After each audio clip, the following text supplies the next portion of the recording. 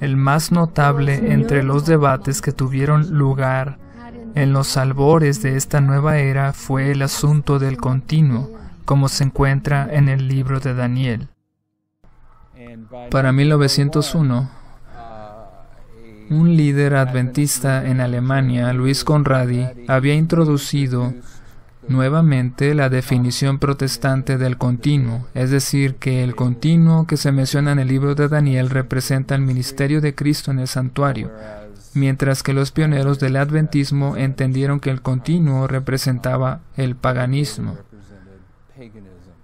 Conradi redescubrió esta vieja idea e introdujo un entendimiento totalmente nuevo que era totalmente contrario a lo que Miller había enseñado sobre el significado del continuo.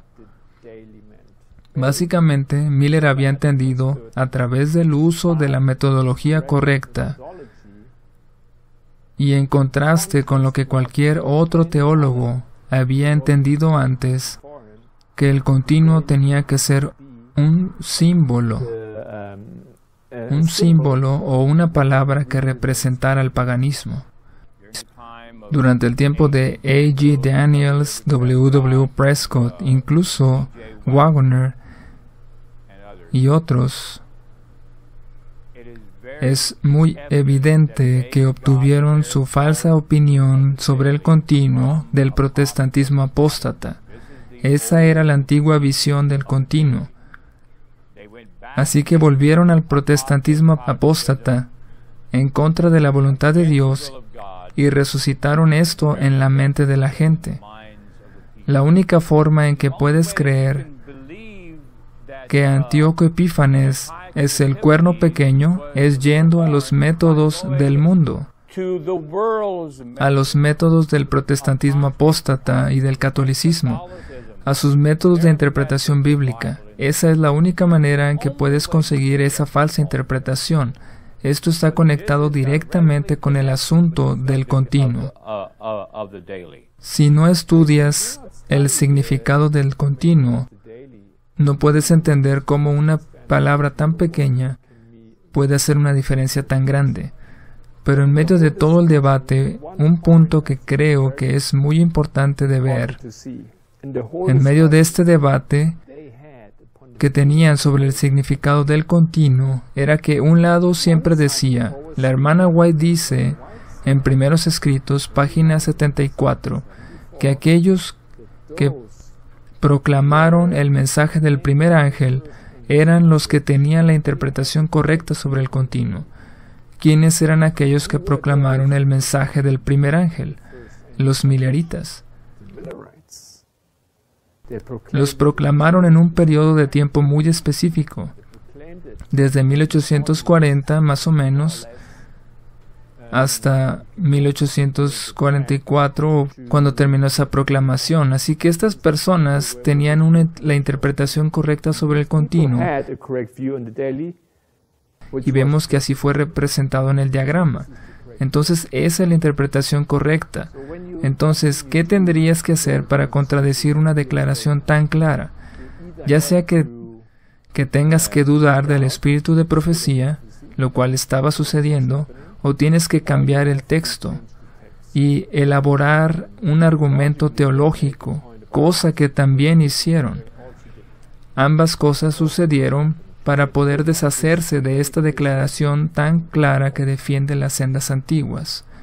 Como resultado, vemos que al final de aquella segunda generación tenemos a W. W. Prescott y a otros que estaban empujando para que se reescribiera la literatura adventista en la Conferencia Bíblica de 1919.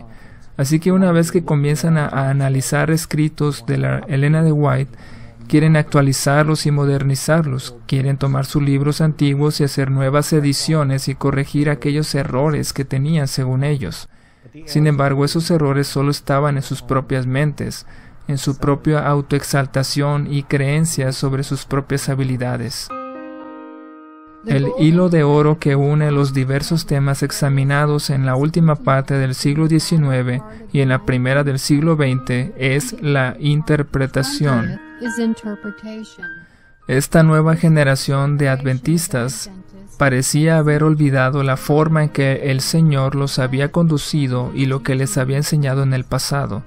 Los métodos que habían sido establecidos firmemente por Dios a través de Miller y sus colaboradores varias décadas atrás fueron hechos a un lado. La realidad más terrible de esto es que esa generación volvió a los mismos métodos que habían sido rechazados por los antiguos pioneros del adventismo. Daniels y Prescott son básicamente los líderes hacia el final de ese periodo de tiempo, y ambos tenían la obligación de abandonar sus cargos según lo indica Elena White. De hecho, ella intervino y dijo que Prescott debía ser removido de su cargo. Incluso si había sido bendecido, incluso aunque el Señor hubiera querido que él estuviera en esa posición inicialmente, ahora quería que renunciara a escribir o dirigir la revista de la Review and Herald. Elena White estaba diciendo que Daniels tenía ideas que provenían de ángeles malvados, así que la obra que estaban haciendo en realidad era contraria. En realidad era una obra de impedimento dentro de la iglesia adventista, y han traído o han introducido el pensamiento y la teología del protestantismo caído. Esta fase del adventismo preparó el escenario para una franca apostasía que habría de llegar en las décadas siguientes. Así como inició con una conferencia general controvertida, así también terminó. Prescott estaba luchando con la presentación inicial del conflicto de los siglos, con la serie completa del gran conflicto y dones espirituales, para tratar de que se reeditara el espíritu de profecía, y hubo algunos cambios gramaticales que se realizaron. Y eso era problemático para él porque creía en la inspiración verbal. Así que al acercarse el año 1919 lo encontramos haciendo todo tipo de acusaciones, por lo que se tomó la decisión de hacer una reunión para tener un estudio de la Biblia y escuchar las presentaciones del hermano Prescott sobre cómo creía él que debía ser el mensaje adventista. Esencialmente quitó todo el entendimiento profético del mensaje adventista. Incluso quería descartar los 2300 años, pero no se lo permitieron. Sin embargo, lo que sí hicieron al final de esa conferencia bíblica en 1919 fue que, a pesar de que no estaban de acuerdo con él en todos sus argumentos, para quitar el mensaje profético de la narrativa histórica de las Escrituras, decidieron tomar todas sus presentaciones que habían sido transcritas y las convirtieron en un libro que fue llamado La Doctrina de Cristo. La Doctrina de Cristo, para ponerlo simple, se centra en la idea de que tenemos un mensaje que está centrado en Cristo.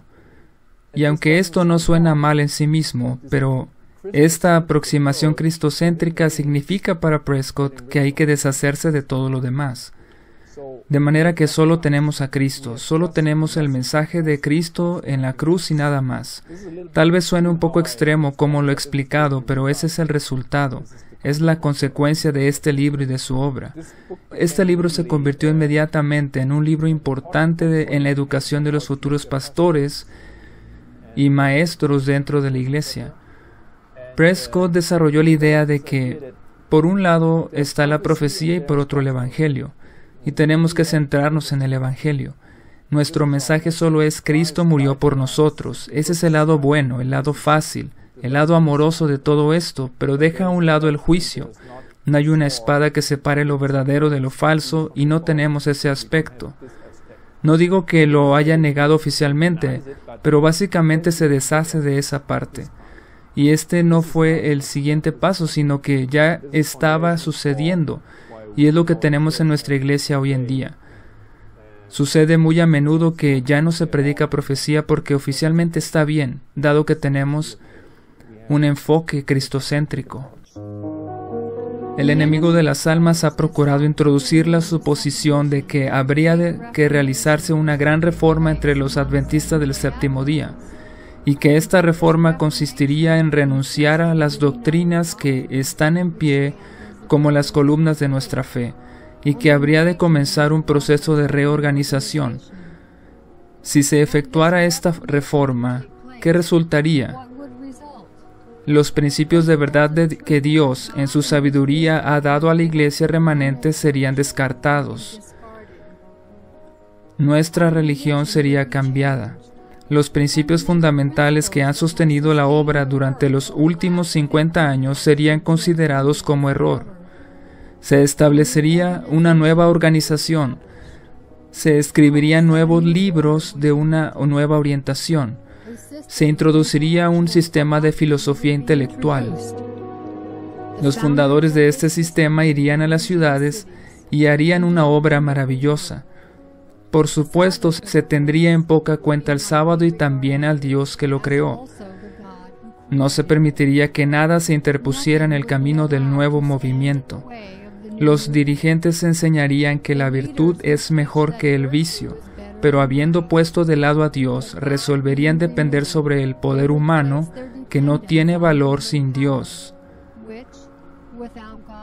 Su fundamento estaría edificado sobre la arena, y la tormenta y la tempestad barrerían la estructura.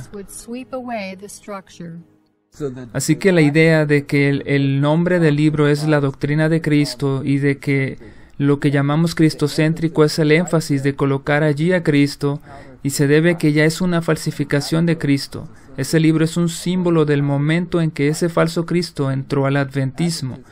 La hermana White tiene una declaración donde dice que cambiarán de líderes sin saberlo. Así fue que cambiaron de líder, por lo menos en ese punto. Por ejemplo, en el 1888 rechazaron a Dios, rechazaron la Biblia y al espíritu de profecía.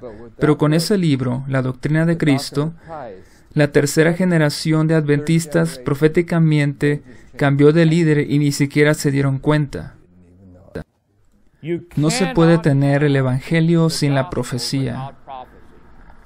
La evidencia más simple y clara de eso, aunque hay una gran cantidad de evidencias que comprueban esto, la tenemos en Génesis 3:15.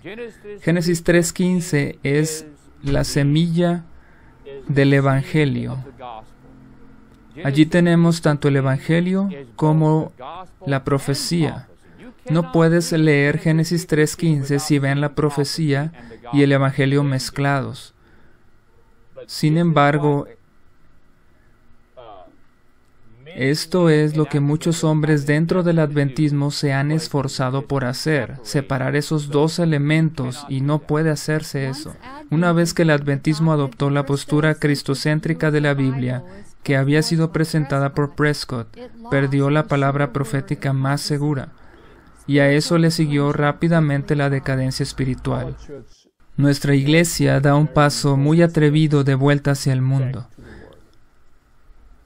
Realiza un esfuerzo muy grande durante este periodo de tiempo para implementar la metodología del mundo. El método histórico crítico, que a veces se le llama el método histórico gramatical, que solo es una variante, o el método histórico. Este método ha sido implementado oficialmente dentro de nuestra manera de estudiar la Biblia en la iglesia. Es enseñado en las universidades, es el fundamento del Instituto de Investigación Bíblica. Ahora está allí dentro. Ha sido un proceso largo que no habría sucedido de ninguna manera al principio del adventismo, pero ahora está allí y ha sustituido por completo a la metodología original.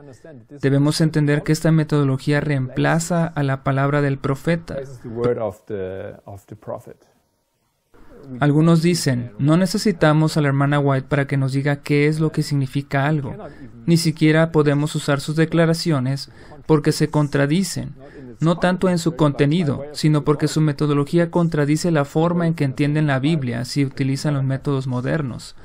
La metodología moderna está establecida básicamente sobre un fundamento distinto. Se establece sobre el entendimiento humano, sobre la habilidad y el intelecto. A finales de la década de 1930, la Iglesia Adventista comenzó un proceso de acreditar sus instituciones educativas. Con este reconocimiento de parte del gobierno llegaron los beneficios de prestigio y financiamiento. Sin embargo, en la raíz de dicha acreditación se encuentra un gran mal, un matrimonio con el Estado. Una vez que se le recibió, la acreditación requería a las instituciones adventistas someterse a las normas educativas del Estado, para bien o para mal. Entonces, ¿cuál sería el resultado si las universidades adventistas se les requiriera que enseñaran algo contrario a nuestra fe? ¿Lucharían contra tales males o se entregarían a la mano que les da de comer?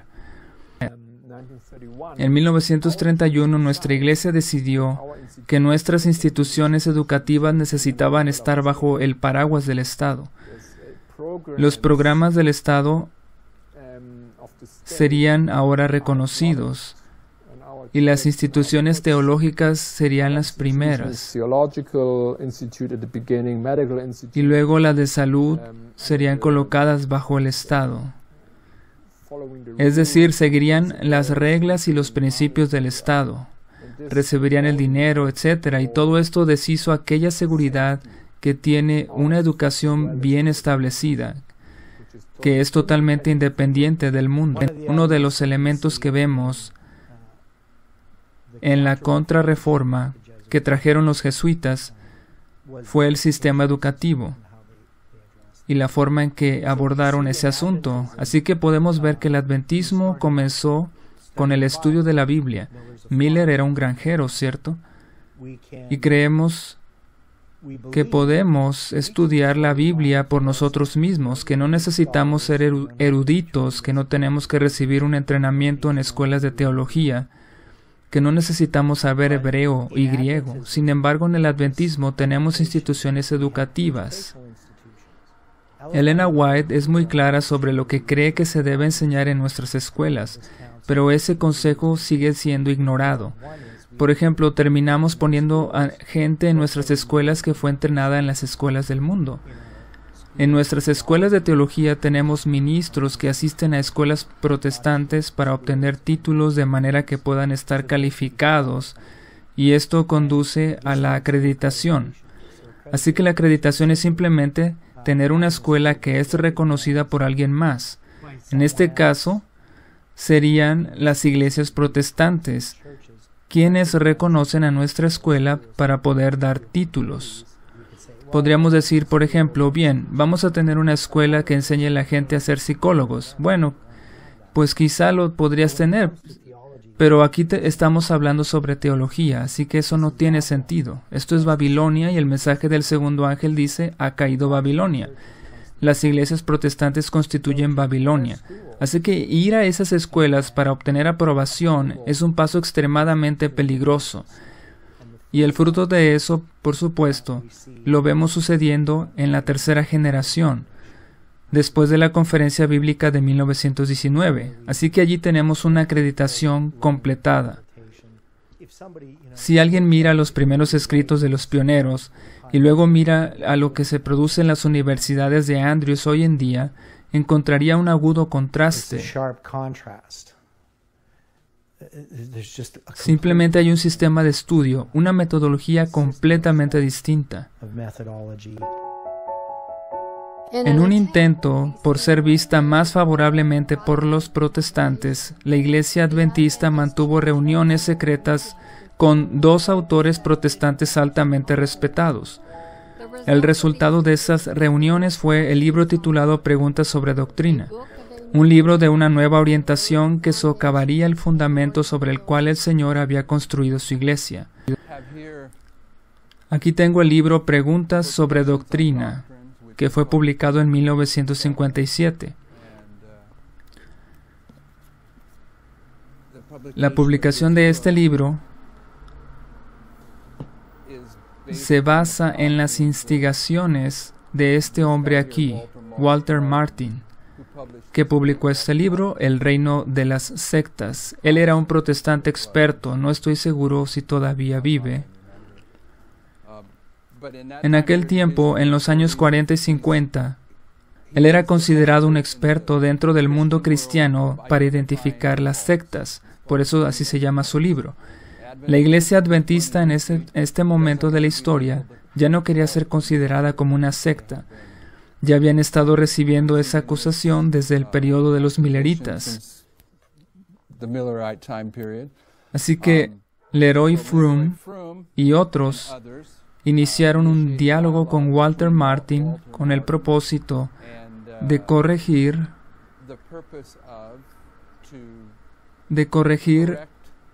las doctrinas adventistas para que estuvieran en mayor acuerdo con la definición protestante de lo que era correcto, y de esa manera el adventismo pudiera ser más aceptado por el protestantismo. Ese fue el propósito de esta interacción y del diálogo. Walter Martin estaba escribiendo una serie sobre las iglesias que verdaderamente estaban fundadas sobre la Biblia, al menos hasta cierto punto. Y su enfoque era: ¿podemos considerar a la Iglesia Adventista como una secta o como una iglesia cristiana? Si son cristianos, ¿son protestantes o simplemente son una secta? Se acercó a la Iglesia Adventista con el fin de averiguar qué es lo que realmente creemos y dónde estamos parados. Y el resultado fue que sí fuimos aceptados como cristianos. Los líderes adventistas se aseguraron de que ese fuera el resultado final. Querían ser vistos como cristianos y no como una secta. Aceptaron reunirse con él para decirle a aquellos hombres cuáles son nuestras creencias. Eso no suena tan mal, pero el problema fue que tuvimos que hacer una gran cantidad de compromisos para obtener esa aceptación. Así fue como la Iglesia Adventista estableció un comité, y ese comité tenía un acrónimo. Era un equipo secreto de hombres, y el acrónimo era FREDA. Y tomaban cada letra de los apellidos de Froome, Reed y Anderson. Y este equipo de hombres tenía de fondo a otros hombres. Uno de ellos, que estaba trabajando detrás y no se mostraba públicamente, era Cottrell, que eventualmente haría el trabajo como corrector y resumiría en los escritos en este libro preguntas sobre doctrina. Este libro es el resultado de estos encuentros. Es algo que demandaron estos dos hombres protestantes. Recomendaron que nuestra iglesia estableciera oficialmente lo que creemos. Y claro, que algunos de los temas eran: ¿qué creemos del anticristo? ¿Es el Papa o tenemos una comprensión diferente hoy? Otro asunto era el aspecto del sacrificio de Cristo. ¿Fue completado en la cruz? ¿O existe algo así como un juicio investigador que continúa con este proceso de investigación? Así fue como hicimos grandes compromisos o transigencias en ese momento. La casa publicadora de la iglesia no quiso imprimir el libro, pero dado que el compromiso ocurrió a un nivel superior, tuvo que imprimirlo de cualquier manera y se convirtió en una superventa. En la revista Ministerio de diciembre de 1946, esta revista es una publicación que la Iglesia Adventista produce para los pastores. Allí se hace esta afirmación: cuando el producto terminado lleva el sello de nuestra casa publicadora regular, tiene la aprobación denominacional. Entonces es una publicación denominacional y no privada, y tiene una medida de autoridad. Entonces, en aquella publicación que fue enviada a los pastores adventistas en 1946, tomaron la posición decidida al decir que cuando la Iglesia Adventista del Séptimo Día publica algo, eso es un reflejo de lo que creen. Por lo tanto, cuando estamos tratando con un libro como este, Preguntas sobre Doctrina, en el contexto de que existe una profecía de la hermana White sobre la apostasía omega, en la que ella dice: se escribirán libros de una nueva orientación. Repito, en ese contexto, primero debes notar que la Iglesia Adventista ha dicho clara y directamente: cuando ponemos algo en una publicación que tiene nuestro sello corporativo, eso es lo que creemos. Esto es del otoño del año de 1956 en la revista Eternity, que era una publicación cristiana evangélica. Walter Martin, el mismo que es el autor del reino de las sectas, aquel con quien interactuó el hermano Fromm para producir el libro de preguntas sobre doctrina. Entonces, en esta revista Eternity, Walter Martin nos da un resumen acerca de lo que él instruyó al adventismo que hiciera con la publicación de este libro, Preguntas sobre Doctrina, y lo voy a citar. Este es Walter Martin en la revista Eternity de 1956. Se percibió que los adventistas estaban negando enérgicamente ciertas posiciones doctrinales que anteriormente habían sido atribuidas a ellos. Él se dio cuenta, cuando comenzó a interactuar con ellos, de que, hay cosas que pensábamos que los adventistas creían, pero Fromm y estos hombres están negándolas enérgicamente. Eso es lo que Martin estaba diciendo aquí. Lo voy a leer otra vez. Percibimos que los adventistas estaban negando enérgicamente ciertas posiciones doctrinales que anteriormente habían sido atribuidas a ellos. La posición de los adventistas parece ser una nueva posición. El adventismo de 1956 está muy lejos del adventismo del pasado. La posición del adventismo ha sido revisada o ha dado marcha atrás.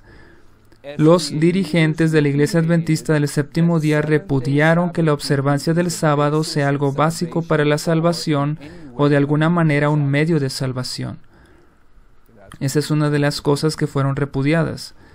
La doctrina de que debemos vencer el pecado uniéndonos con la divinidad y guardando perfectamente la ley de Dios con el fin de ser salvos fue cambiada a salvación, que ellos, los adventistas del séptimo día y los evangélicos, han confesado que es solo mediante Cristo.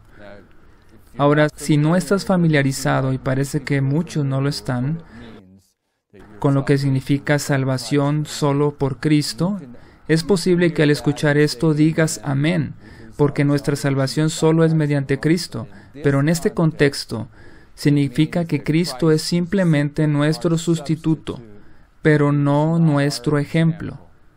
Él es nuestro sustituto y la ley exige que el pecado sea pagado, que el precio por el pecado tiene que ser pagado y Cristo ha pagado el precio por tus pecados y mis pecados. A pesar de que Él no conoció pecado, pagó ese precio, y en ese sentido fue nuestro sustituto. Así que a fin de que tú y yo podamos ser salvos, debemos hacer una obra de sustitución. Sin embargo, Cristo también tiene otro papel en la salvación, y ese papel es el de ser nuestro ejemplo. Vino a este mundo e intencionalmente tomó sobre sí la carne de pecado, combinando la humanidad con la divinidad, a fin de mostrarnos aquí a ti y a mí, que también hemos nacido en este mundo con una carne de pecado, que podemos vencer el pecado de manera completa, y que podemos hacerlo siguiendo el ejemplo que Cristo nos dio.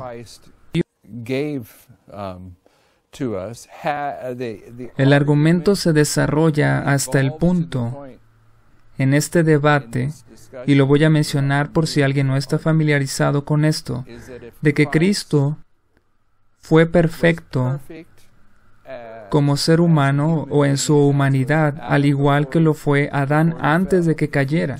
Si Cristo tomó una experiencia humana como la de Adán antes de que el pecado entrara en la historia de este mundo, entonces no sabe lo que es luchar con la naturaleza humana caída, y por lo tanto no puede ser nuestro ejemplo. Pero sabemos que Cristo vino y tomó nuestra carne de pecado, y nos dio un ejemplo de que si le entregamos nuestra voluntad a Él, así como Él rindió su voluntad a su Padre, entonces podemos tener toda facultad que le fue dada a Él mientras caminaba y trabajaba entre los hombres. Tal poder no solo nos permitirá trabajar, sino que nos permitirá deshacernos del pecado y vencerlo por la eternidad. Pero ese poder nos es proporcionado a través de su obra de ser nuestro ejemplo. Y para que pueda ser nuestro ejemplo, la lógica y la verdad nos indican que Él tuvo que tomar la carne de pecado para poder establecer ese ejemplo. La salvación es solamente por gracia a través de la sangre de Cristo, aparte de cualquier obra de la ley. La doctrina de que la obra de Cristo no fue completada en el Calvario, sino que desde 1844 se ha estado llevando a cabo un segundo ministerio, fue totalmente repudiada. La doctrina de que Cristo ha estado obrando en el lugar santísimo desde 1844 fue totalmente repudiada en este libro.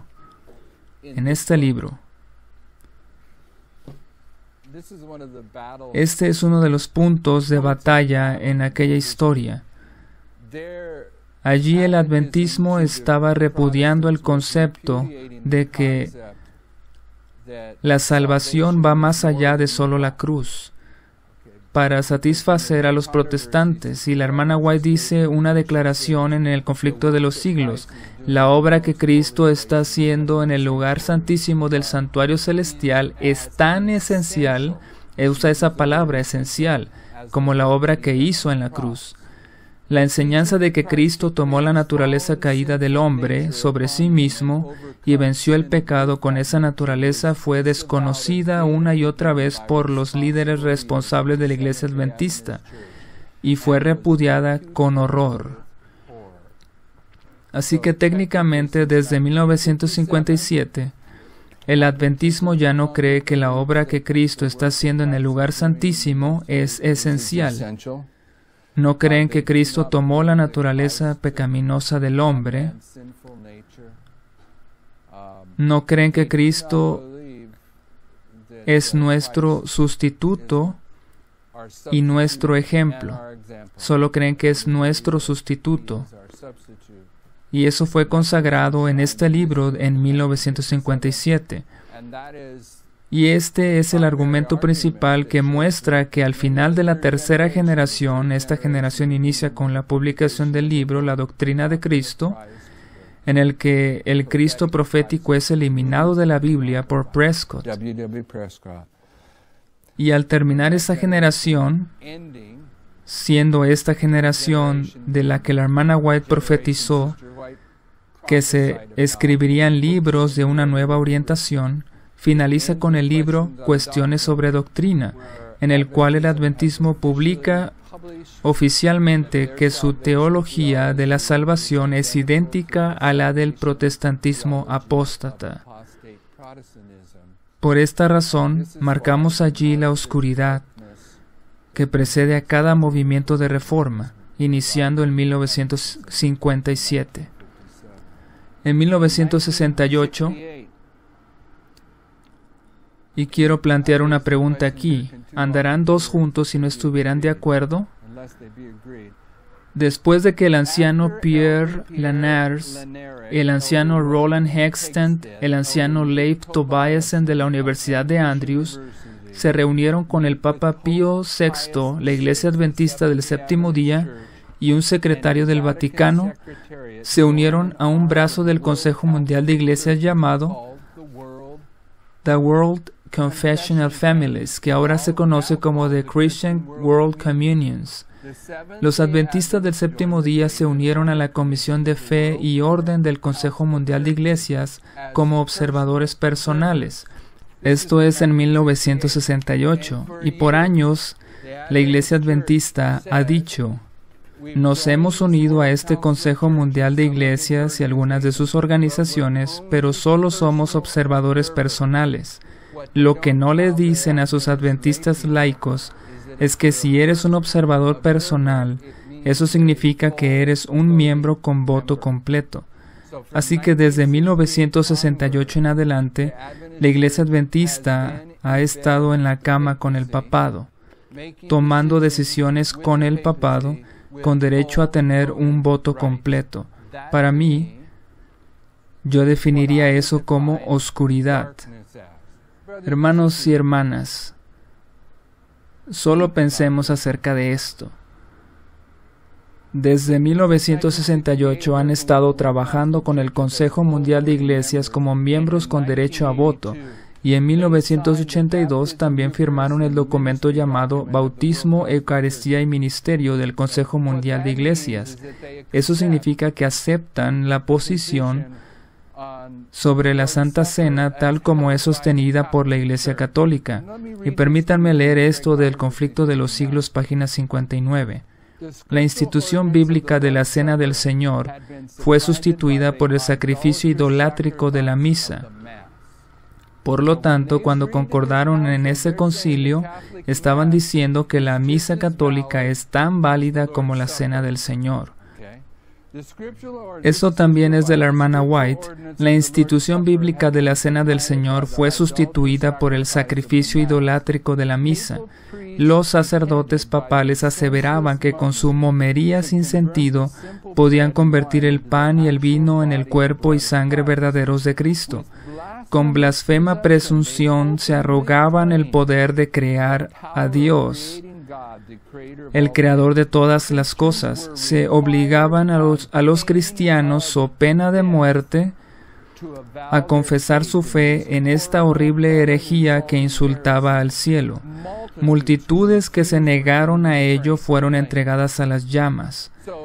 Entonces, en la Edad Media, la Iglesia Católica, que dice que solo asesinaron a 50 millones de personas, aunque los protestantes dicen que fueron 100, entonces entre 50 y 100 millones que fueron asesinados durante la Edad Oscura, muchos de ellos murieron porque se negaron a aceptar la misa católica.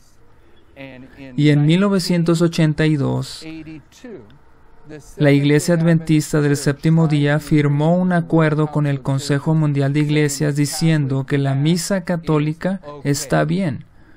Me pregunto si todos esos mártires de la Edad Media que derramaron su vida por la cuestión de la misa, si pudieran resucitar y dar un testimonio sobre si creen que la Iglesia Adventista estaba en oscuridad o no al firmar ese tipo de documento. Me pregunto, ¿qué dirían?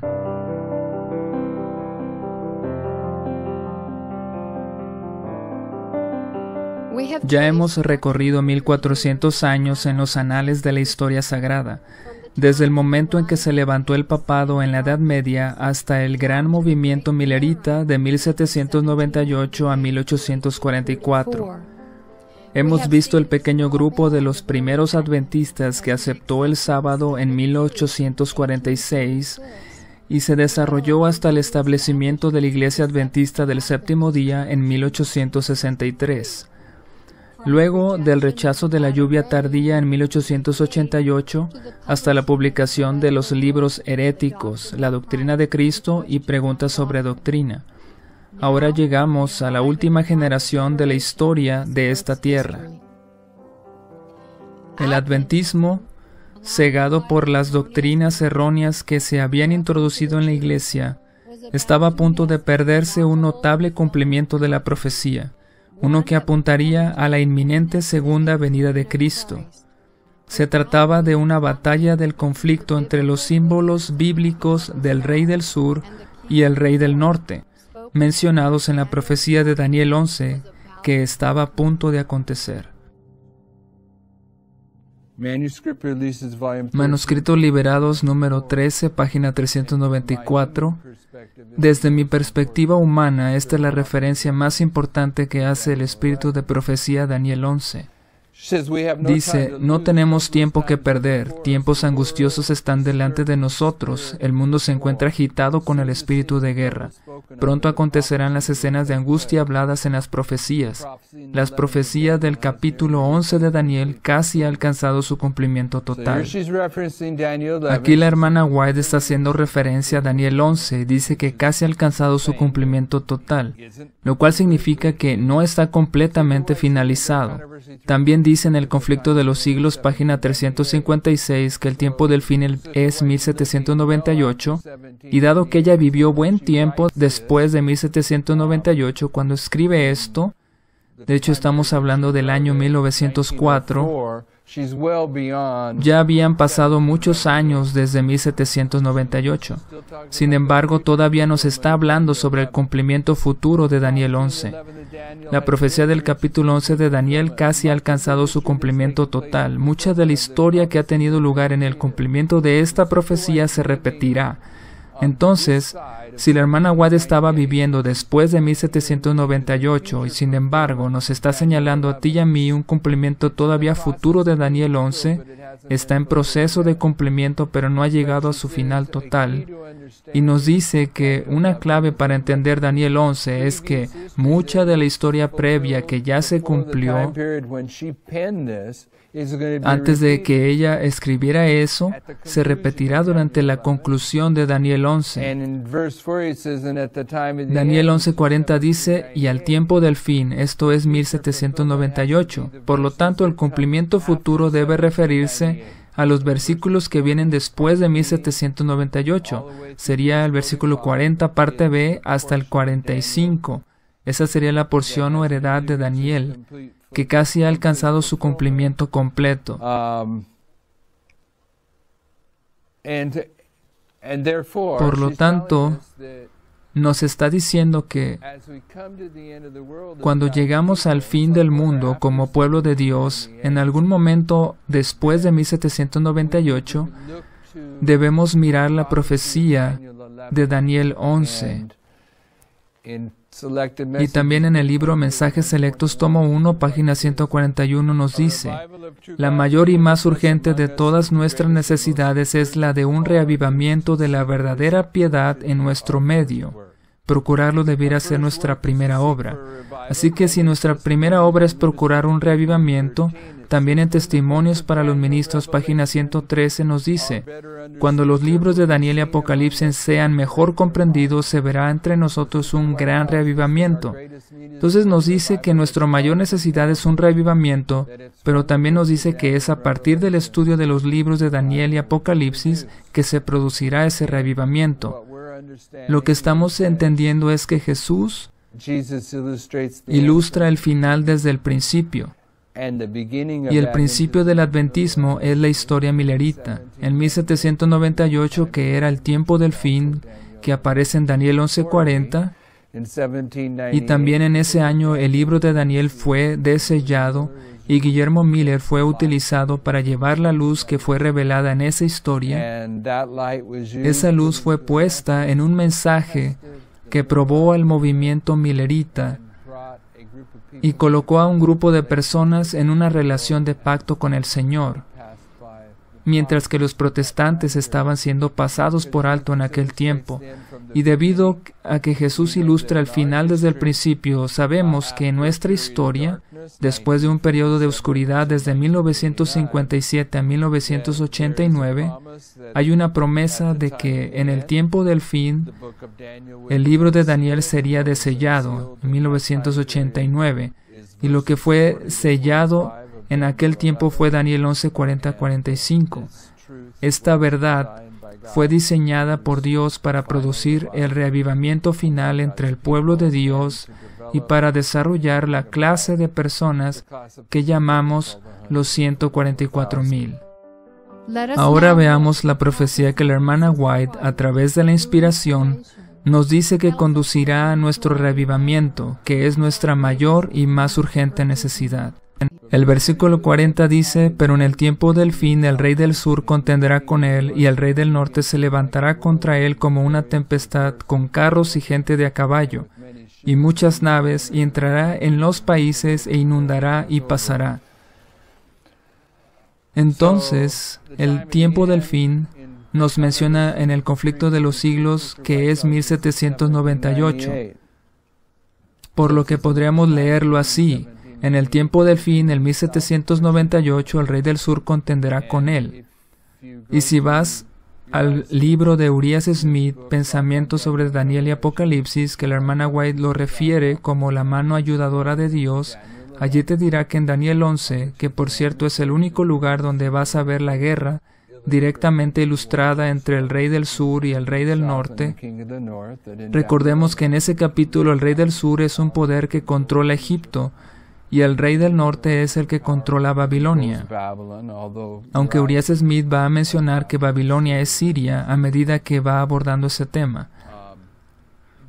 Pero, para determinar quién es el rey del sur y quién es el rey del norte, aquí en el verso 40, es necesario agregar otra regla a Daniel 11. Recordemos que la regla que establece Urias Smith es que el rey del sur es el poder que controla Egipto y el rey del norte es el que controla Babilonia. La otra regla nos indica que las profecías que se cumplen antes de la cruz de Cristo se aplican literalmente y las que se cumplen después deben aplicarse de forma simbólica. Así que Egipto o Babilonia antes de la cruz eran esos territorios literalmente. Pero las primeras palabras de Daniel 11:40 dicen, en el tiempo del fin, y ya hemos visto que la hermana White nos indica que es 1798, así que en 1798 el rey del sur contenderá contra el rey del norte, pero no debes buscar a un rey del sur literal, ni un rey del norte literal, sino que ambos tienen que ser en sentido espiritual, porque estamos después de la cruz, ya en 1798. La hermana White nos dice repetidamente de varias formas que los libros de Daniel y Apocalipsis son el mismo libro. Y en Apocalipsis 11 tenemos que Egipto es identificado como uno de los elementos de la Francia atea.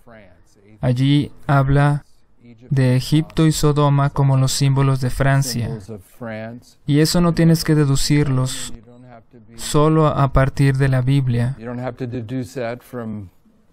sino que la hermana White nos dice claramente en el conflicto de los siglos que la bestia que sube del abismo en Apocalipsis 11 es la Francia atea.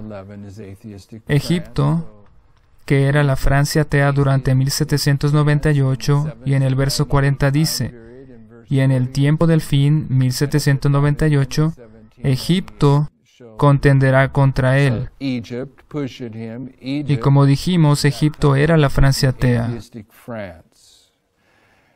Y dado que los libros de Daniel y Apocalipsis cuentan la misma historia, y tenemos que en Apocalipsis 17 también se identificaba Babilonia, dice, misterio, Babilonia la grande, la madre de las rameras. Por lo que el verso 40 nos está diciendo que en el tiempo del fin, que es 1798, la Francia atea contenderá contra el papado porque el papado es la Babilonia moderna de Apocalipsis 17. Y esa palabra significa hacer guerra. En 1798, Francia va a comenzar una guerra contra el catolicismo. Y ese asunto es fácil de ver. De hecho, como adventistas del séptimo día entendemos que en 1798 la Francia atea le infringe la herida mortal al papado. Y el versículo 40, aunque muchos adventistas no se dan cuenta, pero ese identifica precisamente la herida mortal en 1798, dónde y cuándo ocurrió. Por su parte, Apocalipsis 13 habla sobre el papado recibiendo la herida mortal, pero es Daniel 11:40 que identifica dónde y cuándo ocurrió. A esa primera parte del versículo le colocamos una letra A, porque hay un punto y coma que separa esos dos pensamientos. Después dice, el rey del norte se levantará contra él. Lo dice en un tiempo futuro, posterior a la cruz. Por lo tanto, el rey del norte continúa siendo Babilonia espiritual, el papado, y éste se levantará contra él. Y el rey del norte se levantará contra el rey del sur, según el contexto. Y en este punto se refiere ahora al ateísmo. Pero desde 1798 hasta el fin del mundo, cuando se cumple en la parte B, el rey del ateísmo ya se ha movido geográficamente del ateísmo de la Revolución Francesa, que se extendió por toda Europa, pero al final ese poder se concentra en la Unión Soviética.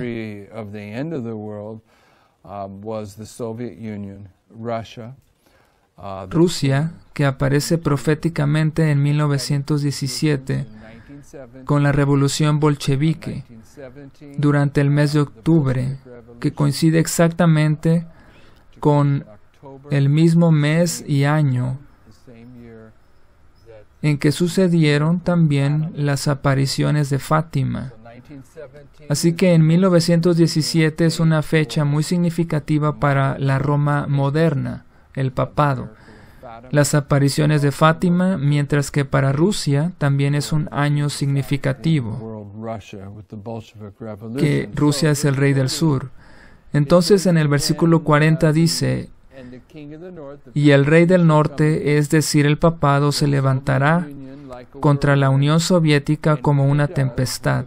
Y cuando lo hace, cuando el papado viene contra la Unión Soviética, lo hace con carros y gente de a caballo y muchas naves.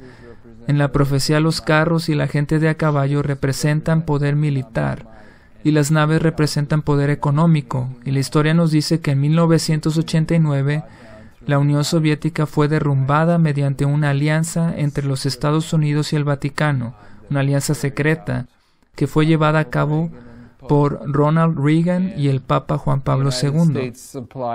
Estados Unidos suministró poder militar y económico en esa alianza, y se representa por los carros, los jinetes y las naves. Y entrará en los países e inundará y pasará. El papado, a medida que la Unión Soviética comenzaba a derrumbarse, se restableció rápidamente como la fuerza dominante sobre los antiguos países de la Unión Soviética. Con cada rayo de luz, Satanás, el gran engañador, busca pervertir la verdad, y la profecía de Daniel 11 no es la excepción. Un pionero adventista temprano, Uriah Smith, propuso que el personaje clave en esta batalla profética, el rey del norte, era Turquía. Tal afirmación continúa impidiendo a los adventistas identificar eficazmente el verdadero papel del papado en la profecía bíblica como siendo el rey del norte. Si revisas su libro, dice, y el rey hará su voluntad.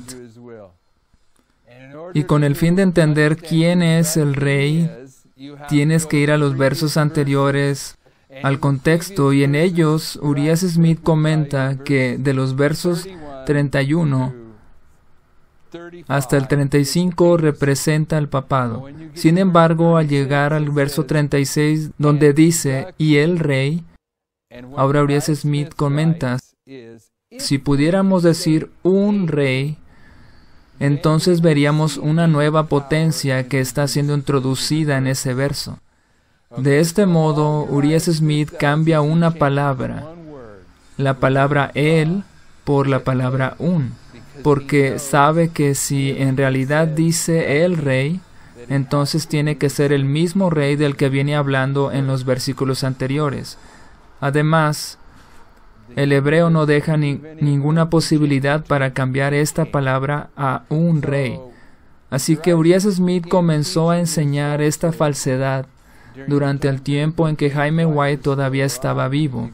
Y si investigas acerca del debate que tuvieron, que duró unos 10 años y se llevó a través de las publicaciones de las revistas Signs of the Times y la Review and Herald, verás que el argumento número 1 y el más usado por Jaime White en contra de Uriah Smith fue el siguiente: si el último poder en Daniel 2 es Roma, y el último poder en Daniel 7 también es Roma, si el último poder en Daniel 8 es Roma, entonces el último poder que llegará a su fin y no tendrá quien le ayude en Daniel 11 debe ser Roma.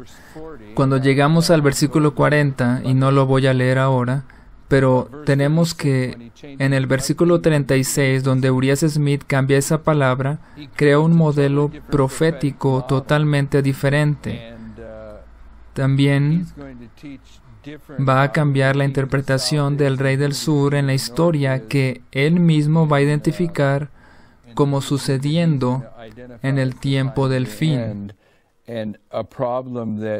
Y un problema en el que se mete es que va a decir que el rey del sur es la Francia atea y el rey del norte es Turquía en lugar de Roma. Eso es lo que Urias Smith enseñó. De acuerdo con su posición, el verso 40 presenta al rey del sur, que era la Francia atea, que contendería contra Turquía. Pero su historia es que Turquía atacaría primero. Así que tiene esa historia al revés.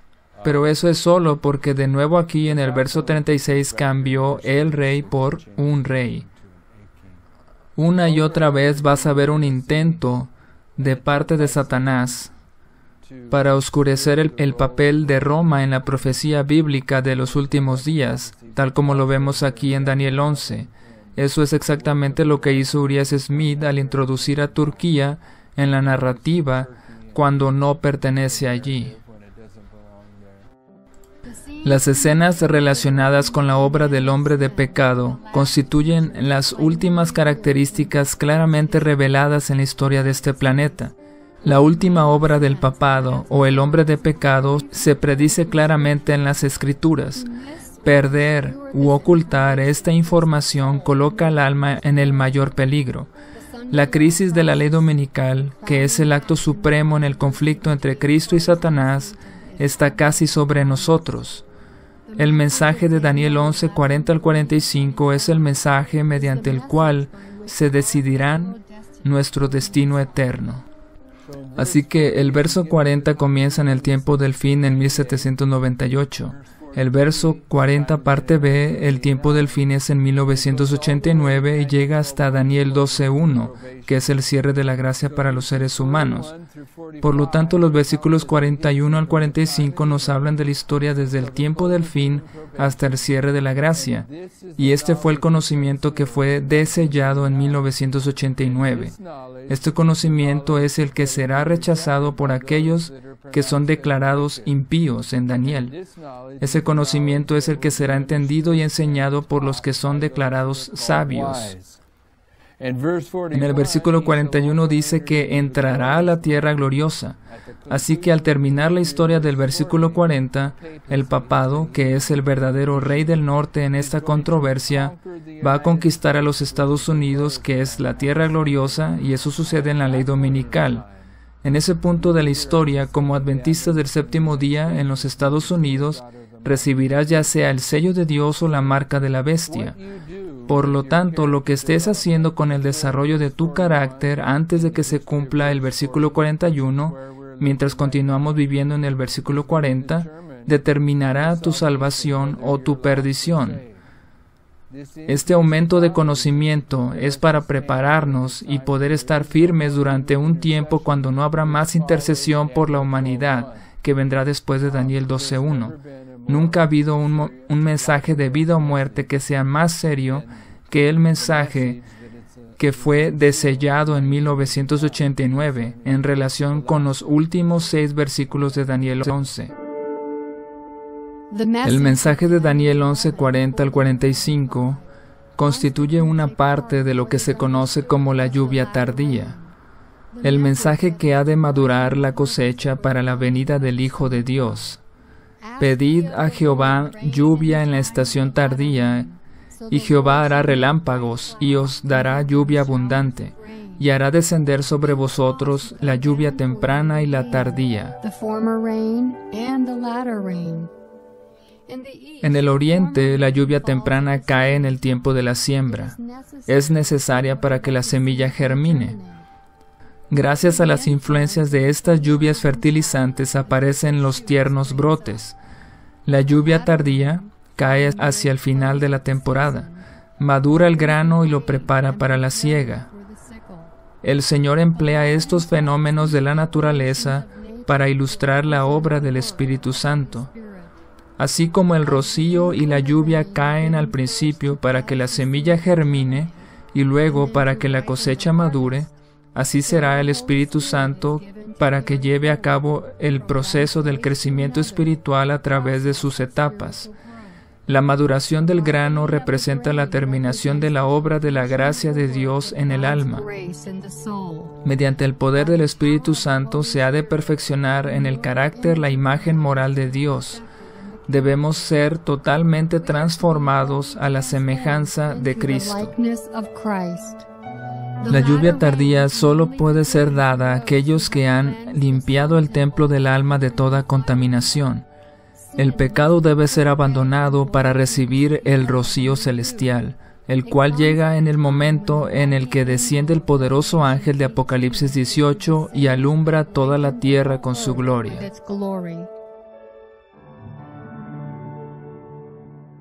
En la Review and Herald del 21 de abril de 1891 dice: la lluvia tardía ha de caer sobre el pueblo de Dios.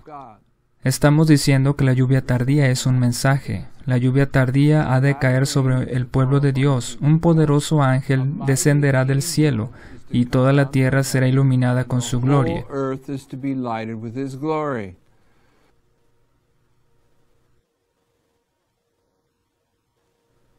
Así que, cuando el ángel de Apocalipsis 18 desciende, comienza a caer la lluvia tardía sobre el pueblo de Dios.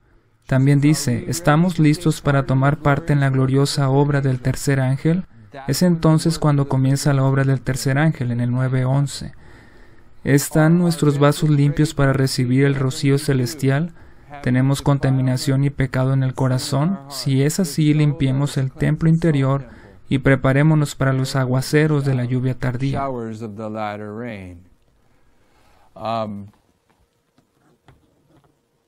Entonces, la lluvia tardía es un mensaje, y en el 9:11 la lluvia tardía comienza a gotear, y sabemos esto a partir de otras líneas de profecía.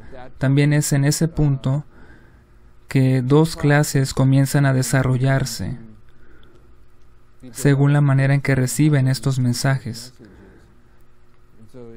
Así que es una distracción y un intento diseñado para desviar a las personas, aquello que Satanás ha puesto en la mentalidad del adventismo, el pensar que la lluvia tardía es una clase de experiencia emocional, cuando es un mensaje. Debes estudiar para ser hallado aprobado.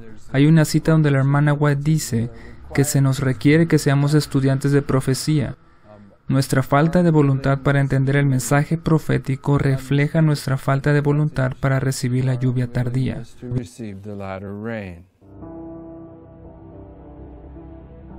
Entonces, ¿cuándo han de llegar la lluvia tardía y el ángel de Apocalipsis 18? ¿Cuándo hemos de participar del don celestial que ha de prepararnos para la segunda venida del Señor? ¿De dónde vino la noticia de que yo declaré que Nueva York ha de ser barrida por una ola gigantesca? Nunca lo he dicho. Yo he dicho, cuando veía los grandes edificios levantarse allí piso tras piso, qué terribles escenas ocurrirán cuando el Señor se levante para sacudir terriblemente la tierra. Entonces se cumplirán las palabras de Apocalipsis 18, 1 al 3. Todo el capítulo 18 de Apocalipsis es una advertencia de lo que ha de suceder en la tierra. Pero yo no tengo luz en particular con respecto a lo que ha de venir sobre Nueva York. Y lo único que sé es que algún día esos grandes edificios serán derribados por el poder trastornador de Dios. Por la luz que me ha sido dada, sé que la destrucción está en el mundo. Una palabra del Señor, un toque de su poder terrible, y estas masivas estructuras caerán. No podemos imaginarnos el carácter terrible de las escenas que ocurrirán. La lluvia tardía y el ángel de Apocalipsis 18 llegan cuando los grandes edificios de Nueva York son derribados en el 9:11. También es allí cuando el tercer ay de la profecía bíblica comienza.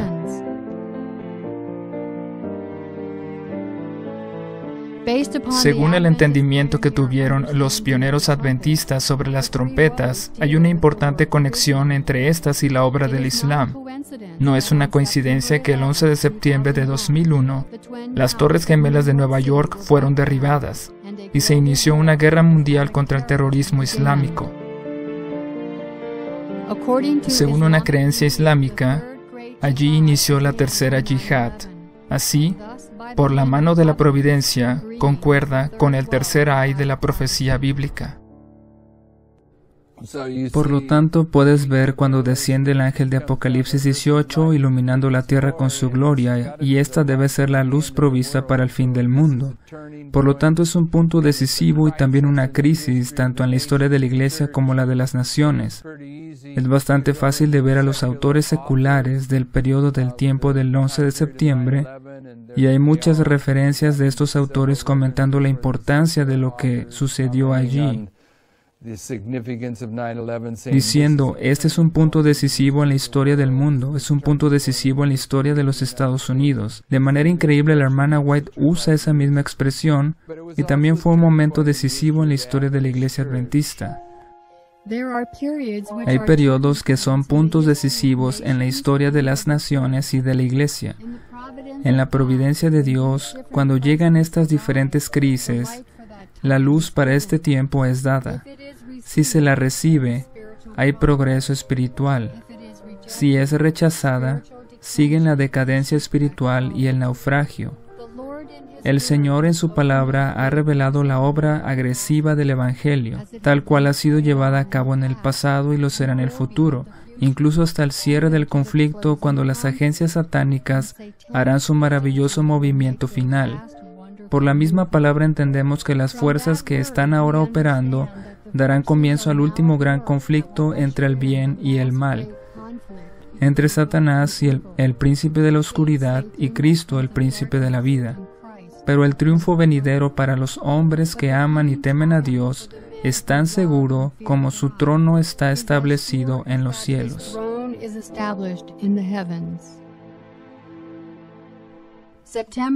El 11 de septiembre de 2001 marca la crisis y el punto decisivo no solo para los Estados Unidos de América, sino para la Iglesia Adventista también.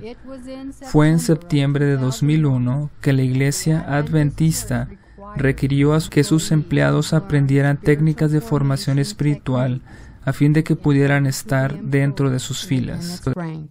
En septiembre de 2001, la Iglesia Adventista del Séptimo Día, a medida que continúa adentrándose cada vez más en la oscuridad, implementa dentro de su reglamento que si vas a ser un empleado de la Iglesia Adventista debes estar capacitado en las formaciones espirituales de Loyola, quien fue cabeza y fundador de la Orden Jesuita de la Iglesia Católica.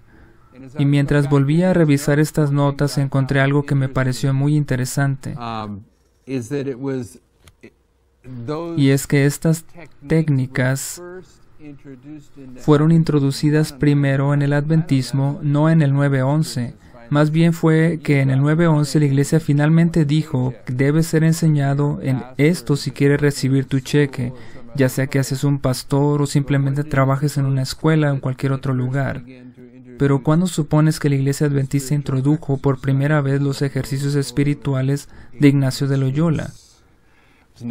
Fue en 1989, por lo tanto se puede ver una conexión entre el tiempo del fin y el rechazo que sucedió en 1989, pero que alcanzó su máximo desarrollo el 11 de septiembre de 2001.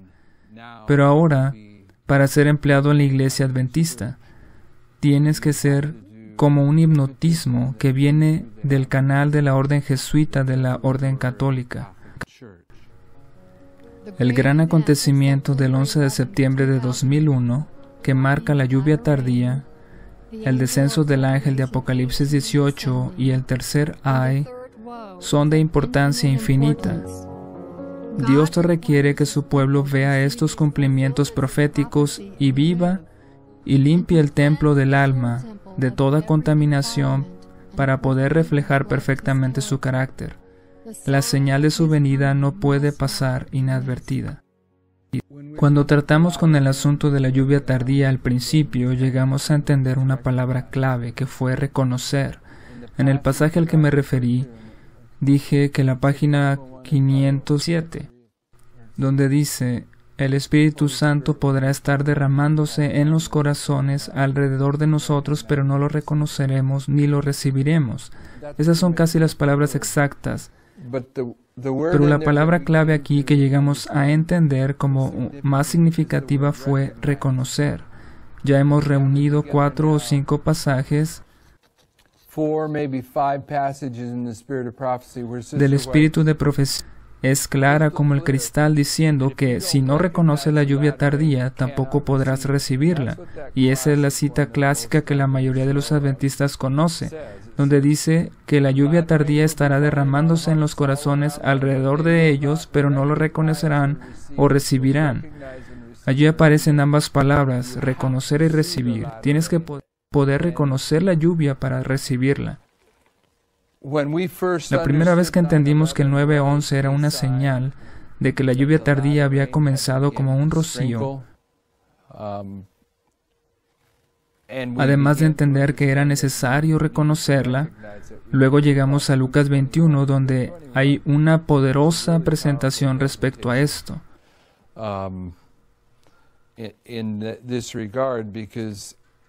Porque allí los discípulos le preguntaron a Jesús, ¿qué señal habrá de tu venida? Cuando estaban saliendo del templo, y a continuación, Él les da la historia que aparece en Mateo, Marcos y Lucas, pero nos vamos a referir a Lucas 21, porque allí encontramos algunas expresiones que son fáciles de identificar. Después de que Jesús les narra la narrativa histórica, en Lucas 21 les da la parábola de los árboles que echan sus brotes, es decir, comienzan a florecer. Y la hermana White comenta sobre ese versículo y dice, en el conflicto de los siglos, comentando eso, que Jesús respondió a sus discípulos, Cristo presentaba a sus seguidores los árboles que echan sus brotes en la primavera. Por lo tanto, estoy resumiendo todo un sermón en un solo pensamiento aquí. Al comienzo del capítulo 21, los discípulos le preguntaron a Jesús cuál sería la señal de su venida, y yo estoy diciendo que es el 9:11. También digo que es la lluvia tardía. Y a medida que Jesús los lleva a través de la historia y les da un segundo testigo con esa parábola, les señala a los discípulos los árboles que echan sus brotes en la primavera. Y eso nos permite ir a las Escrituras para entender qué es lo que provoca que los árboles comiencen a florecer. Y la respuesta es la lluvia tardía. Así que cuando Jesús señaló a sus discípulos los árboles que brotan en la primavera durante la lluvia tardía como respuesta a aquella pregunta, ¿cuál será la señal de tu venida?, el razonamiento que estamos empleando es que en el 9:11 la lluvia tardía comenzó como un rocío. Descendió el poderoso ángel y los árboles comienzan a echar sus brotes. Permíteme leer la parte final de Lucas 21 porque encaja en lo que hemos estado diciendo respecto a las 4 generaciones del adventismo. Y nosotros somos esa última generación. Lucas 21, versículo 29, y les dijo una parábola, mirar la higuera y todos los árboles, y puedes ir al espíritu de profecía para mostrar que las higueras son un símbolo del pueblo de Dios, mientras que los otros árboles son el mundo gentil. Por lo tanto, en el verso 29, Jesús señala a ambos, al pueblo de Dios y a las otras personas del mundo, cuando ya brotan. Lo que produce que estos árboles echen sus brotes en las Escrituras es la lluvia tardía. Viéndolo, sabéis por vosotros mismos que el verano está cerca. En las Escrituras el verano es definido como la cosecha, y la cosecha se define como el fin del mundo. Por lo tanto, cuando ya se ve la lluvia tardía, cuando ya se ven los árboles brotando, y los árboles solo pueden brotar a través de la lluvia tardía, entonces sabes que el verano está cerca. Dado que el verano es el fin del mundo, por lo tanto sabes que la gracia está a punto de cerrarse, y es lo que se enseña aquí. Entonces, en la pregunta que hicieron los discípulos atrás, en el versículo 7,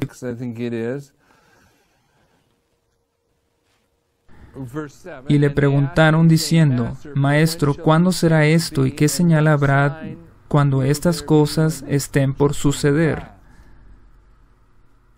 Jesús les dice que la señal es la lluvia tardía. Luego en el verso 31, que dice, así también vosotros, cuando veáis que suceden estas cosas, está haciendo referencia a los árboles que brotan en la primavera, sabed que está cerca el reino de Dios. De cierto os digo, no pasará de esta generación hasta que todo esto acontezca. Entonces la generación que ve el comienzo de la lluvia tardía es la última generación, la cual proféticamente es la cuarta generación. La lluvia tardía comenzó a caer cuando el ángel poderoso de Apocalipsis 18 descendió en el 9:11 con un mensaje. Ese mensaje fue recibido por algunos, pero no por otros.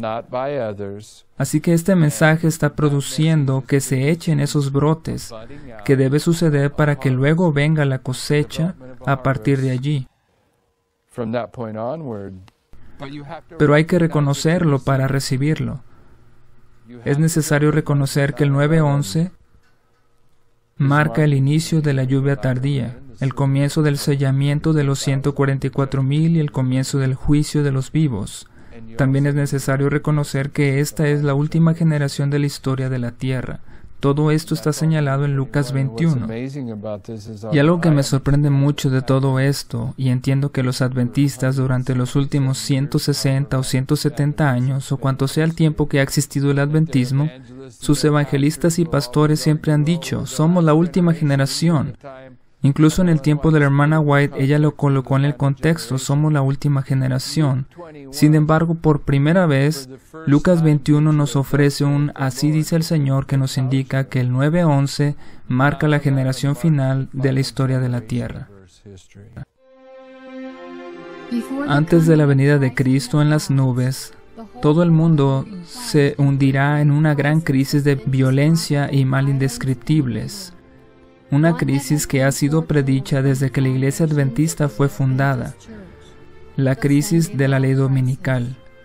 Un gran engaño para el pueblo de Dios es pensar que la preparación puede ser diferida o postergada hasta que llegue la crisis de esa ley dominical. Anteriormente, hablamos de cómo los últimos versículos de Daniel 11 son el mensaje de la hora.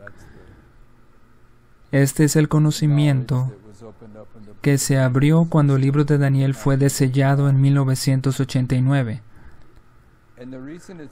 Y la razón por la que este es el mensaje de la hora es que hemos estado viviendo la historia del verso 40 desde 1989, de hecho desde 1798, y se extiende hasta la ley dominical en los Estados Unidos, en el verso 41. Así que seguimos en el 40, pero la gracia termina para los adventistas con la ley dominical en los Estados Unidos, y es absolutamente sorprendente para mí que los adventistas no entiendan esto. Pero lo que contrarresta el mensaje de advertencia a través de las Escrituras es el mensaje de paz y seguridad. Un mensaje como ese siempre pospone la preparación del carácter hasta después de que el tiempo de gracia se termina.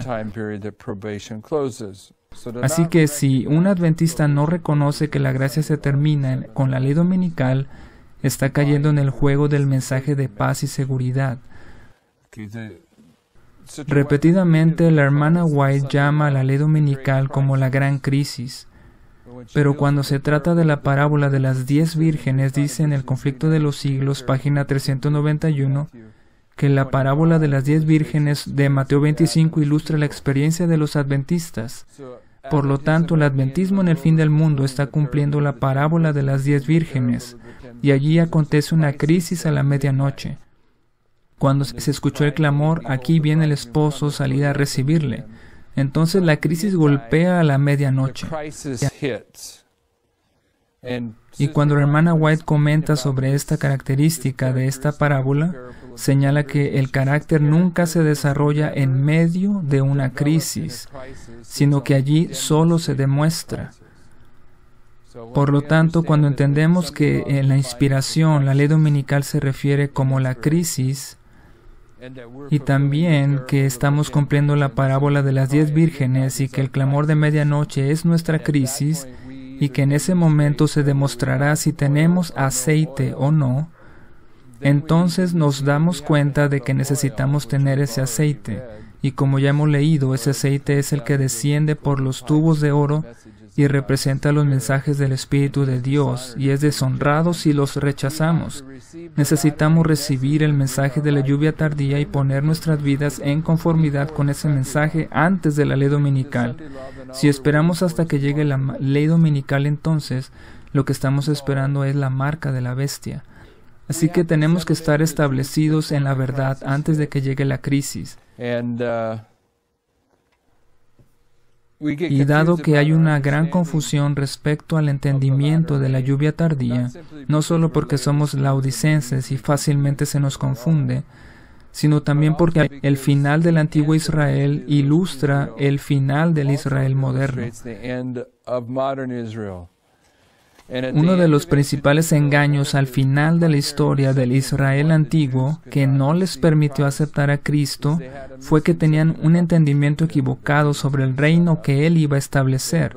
Creían que Cristo establecería un reino literal, cuando al contrario se trataba de uno espiritual. La obra que Él iba a hacer fue precisamente lo que el pueblo entendió mal. Tenían un entendimiento incorrecto sobre la obra que habría de hacer el Cristo, el Mesías. Esperaban un reino terrenal y literal, pero Jesús estableció un reino espiritual, y esa historia tipifica la nuestra. De hecho, la hermana White nos dice que hay un malentendido profético que tenemos nosotros, y a veces lo coloca en el contexto como siendo tipificado por esa misma historia de los judíos, la mala comprensión del reino de Cristo, y la advertencia para nosotros es que no entendemos lo que significa la lluvia tardía. Nos dice que nuestra confusión acerca de la obra de la lluvia tardía es que creemos que podemos esperar hasta la lluvia tardía, esperar la ley dominical para que nuestro carácter se desarrolle, cuando en realidad la obra que se supone debe hacer el Espíritu Santo durante el tiempo de la lluvia tardía solo es finalizar el desarrollo del carácter antes de que llegue la ley dominical. Así que la idea errónea de los judíos en el tiempo de Cristo sobre la obra que Él iba a realizar estableciendo un reino espiritual en lugar de uno literal, tipifica la obra del Espíritu Santo en nuestra propia historia. La obra del Espíritu Santo es terminar la obra de desarrollo de carácter en cada uno de nosotros antes de que llegue la ley dominical. Al abrirnos paso a través de esta realidad en nuestra propia experiencia, somos desafiados por el hecho de que la Iglesia Adventista parece tener todas las características de la Iglesia remanente de Dios en las Escrituras que aparecen allí. Es decir, guarda los mandamientos o algo así, tiene el espíritu de profecía a medias, pero todas esas cosas que entendemos acerca de la Iglesia Adventista que nos llevan a convertirnos en adventistas del séptimo día, esas cosas parecen estar presentes en la Iglesia Adventista. Sin embargo, esta misma Iglesia no parece creer que Cristo viene en el futuro cercano, tampoco que la ley dominical es inminente en el futuro cercano. Por lo tanto, como miembros laodicenses de la Iglesia Adventista, de hecho, hay gente que me ha dicho, si hay una ley dominical acercándose, entonces esperaré hasta que me llegue mi revista de la Review and Herald que me diga que eso es cierto. No voy a estudiar al respecto hasta que la conferencia general lo ponga por escrito y entonces ahora sí sabré que viene. Este tipo de error sobre la ley dominical, de que no necesitamos desarrollar nuestro carácter antes de la ley dominical, de que debe quedar completamente terminado antes de que llegue la ley dominical, es el error que fue tipificado por el error de los judíos. Una parte de este error es el pensamiento de que se puede esperar hasta la ley dominical y que el Espíritu te va a cambiar mágicamente. Pero la otra parte es que estás viviendo en medio de una iglesia que ni siquiera cree eso. Por lo tanto, estás tentado a pensar que, bueno, ya nadie más cree que eso va a suceder, pues yo tampoco tengo que creerlo. Pero la realidad es que nunca ha sido corporativo. La salvación nunca ha sido una circunstancia de corporación, sino individual. Tú y yo tenemos que tomar estas decisiones, y la Biblia y el espíritu de profecía son claros. Tenemos que tomar estas decisiones por nosotros mismos, a pesar de lo que haga la iglesia a nuestro alrededor. Y todavía es más específico que eso en la Biblia y el espíritu de profecía. Vamos a llegar a un punto en el tiempo en el que puede ser que nuestras esposas o maridos o nuestros hijos se van a poner en contra de nosotros respecto a esto. Así que si la Biblia dedica tanto tiempo para enseñarnos que cuando llegamos al final de este periodo de tiempo, cuando hemos de escoger si estamos completamente a favor de Dios o completamente en contra, lo que debe suceder antes de que se cierre la puerta, y si la Biblia nos indica que esta decisión tiene el potencial incluso de dividir nuestras familias, lo mismo debería hacernos entender que también tiene el poder de dividir cualquier estructura. Esto nos debería hacer entender que se trata de un asunto individual. El Señor está en control y va a levantar un cuerpo de creyentes, pero estos creyentes, cada uno tendrá una experiencia personal propia y estarán plenamente afirmados en la verdad antes de que golpee la crisis.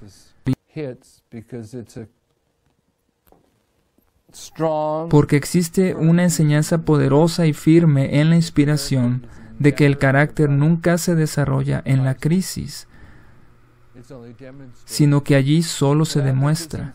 El adventismo ha pasado por 4 generaciones y nosotros estamos en la 4ª. La primera generación de 1798 a 1888, la segunda de 1888 a 1919 y la tercera de 1919 a 1957. Estamos en la 4ª generación del adventismo. Lo que llevó al adventismo a entrar en una relación de pacto con Dios durante la historia millerita fue la voluntad de parte de aquellos hombres y mujeres en aceptar el mensaje que les fue dado.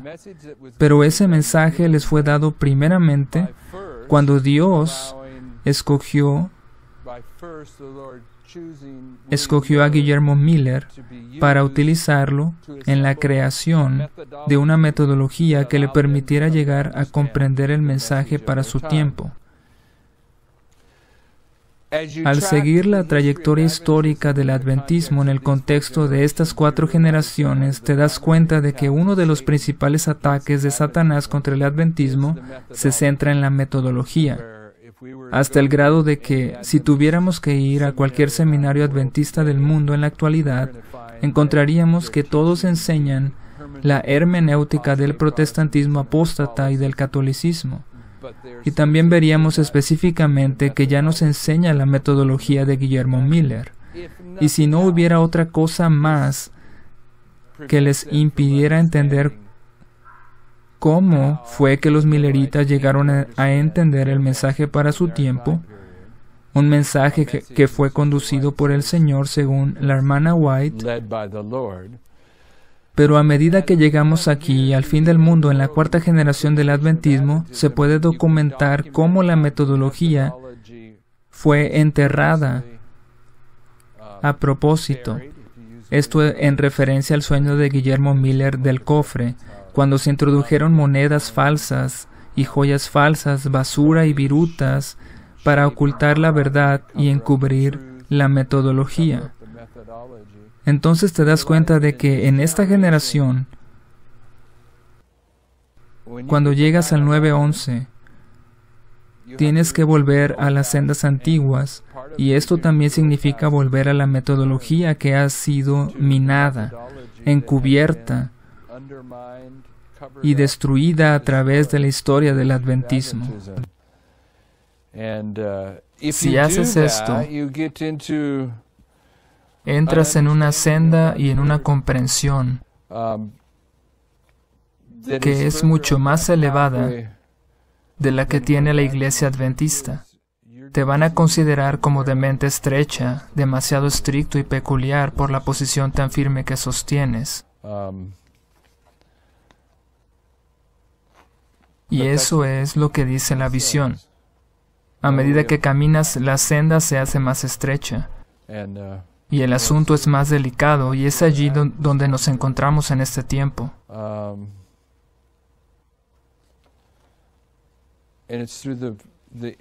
Fue a través de la introducción de la falsa metodología del protestantismo apóstata y del catolicismo, de la hermenéutica, que el típico adventista no logra ver el mensaje de la lluvia tardía y del 9/11. Eso es lo que los impide. Pero el Señor está empeñado en cambiar los corazones, si estamos dispuestos a reconocer lo que está aconteciendo en el planeta Tierra ahora mismo. De entrada, ni siquiera necesitas la palabra de Dios, se podría decir. Solo con que veas a tu alrededor cómo el mundo se agita con el espíritu de guerra, puedes ver la corrupción política en los puestos más elevados, puedes ver que las cortes judiciales también son corruptas, puedes ver todo lo que se necesita ver para demostrar que el regreso de Jesús es inminente. Y es en este momento en que necesitamos preguntarnos, bueno, ¿es verdad que Dios no hace nada sin anunciarlo primero a sus siervos, los profetas? Porque eso es lo que enseña la Biblia. Es fácil ver que estamos al fin del mundo si es que estamos dispuestos a verlo. Así que si te encuentras en el fin del mundo, y Dios nunca trae ninguna crisis sin antes advertir a su pueblo a través de su palabra profética, tienes entonces, por la fe, el derecho de preguntar al Señor, ¿dónde está ese mensaje que dijiste que vendría antes de la gran crisis de la segunda venida? Tiene que haber uno porque Dios nunca cambia. Y ese mensaje se encuentra al volver a las sendas antiguas, a la antigua metodología. Y no hacerlo significa permanecer en la oscuridad. Antes de que el pueblo de Dios pueda dar la advertencia final, ¿no deberían ser limpiados sus corazones? ¿No deberían tener una comprensión correcta de la obra, el carácter y la voluntad de su líder celestial? El pueblo de Dios ha perdido la llave que, en tiempos pasados, abrió la tesorería del Señor. La clave de la correcta comprensión y la verdadera metodología ha sido enterrada debajo de las tradiciones humanas. Por más de 150 años, el pueblo de Dios ha menoscabado lentamente el fundamento que el Señor, por medio de sus pioneros de la fe, construyó tan cuidadosamente. Nuestra única esperanza, nuestro más urgente deber, es volver a los fundamentos de nuestra fe para restaurar la correcta comprensión de la palabra de Dios. Estamos de pie en el umbral de acontecimientos grandes y solemnes. Las profecías se están cumpliendo. El último gran conflicto será corto, pero terrible. Revivirán viejas controversias. Surgirán nuevos conflictos. Tenemos una gran obra por hacer. Nuestro trabajo ministerial no debe cesar. La última advertencia debe ser dada al mundo. Hay un poder especial en la presentación de la verdad en este tiempo presente. ¿Cuánto tiempo durará? Solo un poco. Si alguna vez hubo una crisis, es ahora. La pregunta que cada uno debiera hacerse es, ¿qué soy yo? ¿A quién le debo lealtad? ¿Mi corazón está renovado y mi alma reformada? ¿Están perdonados mis pecados? ¿Serán borrados completamente cuando llegue el tiempo del refrigerio? Dios nos ayude, es mi ferviente oración. ¿Estás listo?